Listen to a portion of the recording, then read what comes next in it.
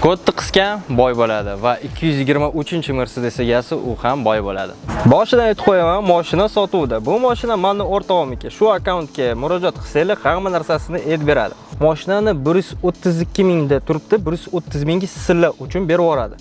Mashina 2023-yil 15700 kilometr masofani bosgan. Endi mashinani haqida gaplashamiz. Mashina S450 3 litrli dvigatel bilan jihozlangan.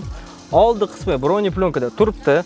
Ichida polni full hamma dop opsiyalar turibdi va eng menga yoqgan tarafi bu napa koja. Bu mashina haqiqatan повседневный mashina, chunki shu mashinada xohlasangiz o'zingiz yurasiz yoki водитель bilan bemalol ishlaringizni hal qilasiz. Eng qizig'i bu mashina gibrid. W223 2020-yildan ishlab chiqarilyapti va uni gibridi sal boshqacha bo'ladi. Uni zaryadga tiqolmaysiz, uni расход toplivani kichkina kamaytiradi.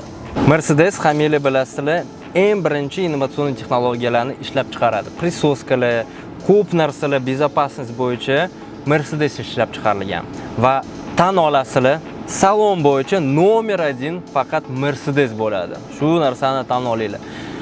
Men nima demoqchiman? Baribir shopper salonning ichida yuradi.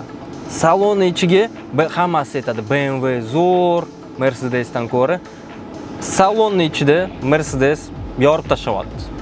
Eslatib qo'yaman, mashina sotuvda shu akkauntga murojaat qilinglar batafsil ma'lumot olish uchun va men nima demoqchiman? Mercedes уже legendarniy mashinalar, shu mashinalarga haqiqatan daveriya bor.